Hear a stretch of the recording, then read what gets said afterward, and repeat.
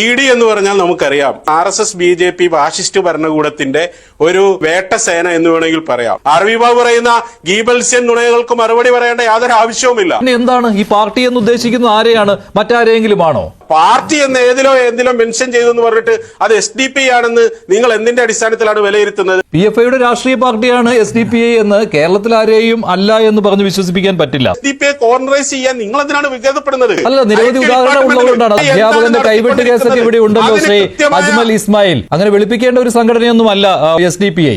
SDP കൈവെട്ടിയോ? Manjusha, SDP ഏത് കൈവെട്ടി എന്ന് പറയുന്നത്? നിങ്ങൾ ആരെയാണ് ഈ മുഴുവൻ ജനങ്ങളെയും മണ്ടന്മാരാക്കാൻ നോക്കുകയാണോ? മുഴുവൻ ജനങ്ങളെയും നമ്മളിപ്പോ ED പുറത്തു വിട്ടു എന്ന് പറയുന്ന ഒരു പ്രസ് റിലീസിന്റെ അടിസ്ഥാനത്തിലാണ് SDPIക്കെതിരെ ഇപ്പോൾ ഉള്ള ഒരു ചർച്ച നടന്നുകൊണ്ടിരിക്കുന്നത്. അതാ നിന്റെ വിഷമം? അല്ല പിന്നെ ED എന്ന് പറഞ്ഞാൽ നമുക്കറിയാം, ഇന്ന് കേന്ദ്രം ഭരിച്ചുകൊണ്ടിരിക്കുന്ന RSS BJP ഫാഷിസ്റ്റ് ഭരണകൂടത്തിന്റെ ഒരു പോഷക സേന അല്ലെങ്കിൽ വേട്ടസേന എന്ന് വേണമെങ്കിൽ പറയാം.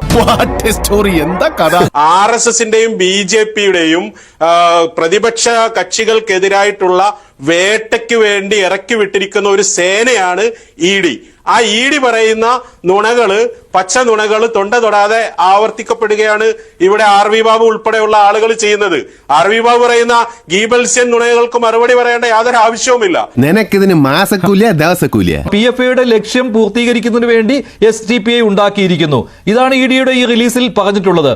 അതല്ലാതെ പിന്നെ എന്താണ് ഈ പാർട്ടി എന്ന് ഉദ്ദേശിക്കുന്നത്? ആരെയാണ്? മറ്റാരെങ്കിലും ആണോ?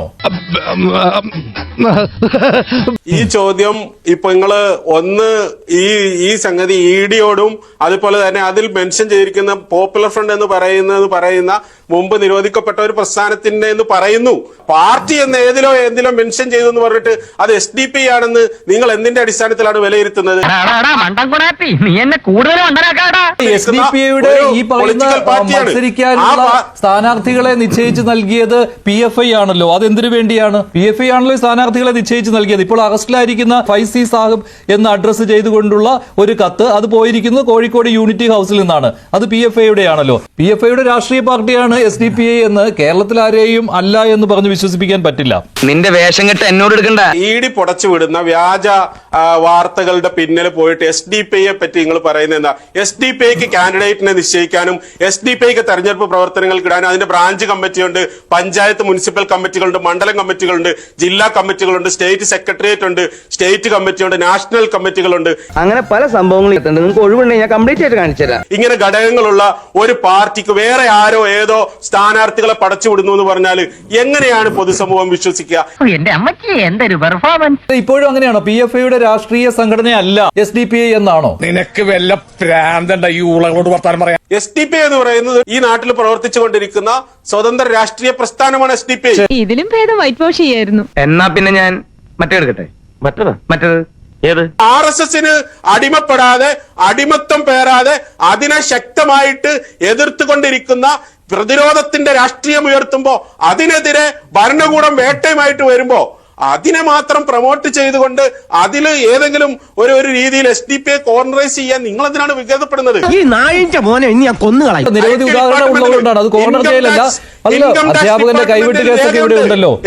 അധ്യാപകന്റെ കൈവെട്ട് കേസൊക്കെ ഇവിടെ ഉണ്ടല്ലോ ശ്രീ അജ്മൽ ഇസ്മായിൽ. അങ്ങനെ വെളുപ്പിക്കേണ്ട ഒരു സംഘടനയൊന്നുമല്ല SDPI. SDPI കൈവെട്ടിയോ? മഞ്ജുഷ, SDP ഏത് കൈവെട്ടി എന്ന് പറയുന്നത്? ഒന്നും അറിയാത്ത പച്ച പാവങ്ങള്. നിങ്ങൾ കോടതി രേഖകളെടുത്ത് പരിശോധിക്ക്. SDPIക്കെതിരെ എന്തെങ്കിലും ആരോപണം കോടതികൾ പറഞ്ഞിട്ടുണ്ടോ? പൊന്നോ. അല്ല, കൈവെട്ട് കേസിലെ പ്രതിയായിരുന്നു മഞ്ജുഷെ വാഴക്കുളത്തെ ബ്ലോക്ക് പഞ്ചായത്ത് മെമ്പറായിട്ട് തെരഞ്ഞെടുത്ത് SDPIക്കാരൻ ജനപ്രതിനിധിയായിട്ട് തന്നെ വന്നിട്ടുണ്ടല്ലോ. ഒരു ജനപ്രതിനിധി തന്നെ ഉണ്ടല്ലോ. കൈവെട്ട് കേസിലെ പ്രതിയായിരുന്നില്ലേ? ആരെയാണ് അജ്മൽ ഈ പൊട്ടനാക്കുന്നത്? ആരെയാണ് മണ്ടന്മാരാക്കുന്നത്? കേരള ഹൈക്കോടതിയിൽ 2 തവണയാണ് കേരള സർക്കാർ SDPIയും പോപ്പുലർ ഫ്രണ്ടിനെയും ഭീകരവാദ സംഘടനയാണെന്ന് വ്യക്തമാക്കിയിട്ടുള്ളത്. അതിൽ നിനക്ക് അഭിമാനിക്കാമല്ല. കേരള ഹൈക്കോടതിയിൽ 2 തവണയാണ് SDPIയും പോപ്പുലർ ഫ്രണ്ട്, അന്ന് പോപ്പുലർ ഫ്രണ്ട് ഭീകരവാദ സംഘടനയാണെന്ന് പറഞ്ഞപ്പോ നിങ്ങളൊക്കെ പോപ്പുലർ ഫ്രണ്ടിനെ പ്രൊട്ടക്ട് ചെയ്തതിന്റെ രംഗത്ത് വരികയാണ് ചെയ്തത്. നിങ്ങൾ രംഗത്ത് വരികയാണ് ചെയ്തത്. കേരള സർക്കാർ 2 തവണ, ബിജെപിയുടെ സർക്കാരല്ല സർ, LDFന്റെ സർക്കാരല്ല സർ, UDFന്റെ സർക്കാർ 2 തവണ ഇവിടെ SDPIയും പോപ്പുലർ ഫ്രണ്ടും ഭീകര സംഘടനകളാണെന്ന് അഫിഡാവിറ്റ് കൊടുത്തിട്ടുണ്ട്. നിങ്ങൾക്കറിയാമോ? മനസ്സിലായി. നിങ്ങൾ ആരെയാണ് ഈ മുഴുവൻ ജനങ്ങളെയും മണ്ടന്മാരാക്കാൻ നോക്കുകയാണോ? മുഴുവൻ ജനങ്ങളെയും, രാജ്യം മുഴുവൻ തീവ്രവാദ പ്രവർത്തനങ്ങൾ, രാജ്യം മുഴുവൻ അട്ടിമറി പ്രവർത്തനങ്ങൾ, വിദേശ ഫണ്ട് ഉപയോഗിച്ചുകൊണ്ട് രാജ്യത്ത് നിന്ന് ആളുകളെ റിക്രൂട്ട് ചെയ്യുക, IS-ലേക്ക് റിക്രൂട്ട് ചെയ്യുക. ദൈവമേ, ഞാനോ? ആരോട് ചോദിച്ചാലും എന്നെ കുറിച്ച് അറിയാം. എന്റെ ജീവിതം ഒരു തുറന്ന പുസ്തകമാണ്. തുറക്കുന്നേ കൊള്ളാം, മലർന്ന് കീറി പോകരുത്. പരിശീലന ക്യാമ്പുകൾ നടത്തുക, ഇതെല്ലാം ചെയ്തുകൊണ്ട് രാജ്യത്തെ അട്ടിമറിക്കാൻ നടത്തിക്കൊണ്ടിരിക്കുന്ന പ്രവർത്തനങ്ങളിൽ ഈ രാജ്യത്തെ അന്വേഷണ ഏജൻസികൾ നിങ്ങളെ കുറ്റക്കാരായി കണ്ടെത്തി നിങ്ങളെ നിരോധിച്ചു. നിങ്ങളെ 5 വർഷം നിരോധിച്ചു. നിങ്ങൾ സുപ്രീം കോടതി പോയി. സുപ്രീം കോടതി പറഞ്ഞു ഹൈക്കോടതി പോയി. നിങ്ങളുടെ ആളുകൾക്ക് ജാമ്യം കൊടുത്തു ചില കോടതികൾ. അവരുടെ ആ ജാമ്യം തള്ളിക്കളഞ്ഞു സുപ്രീം കോടതി. നിങ്ങൾക്കറിയാമോ?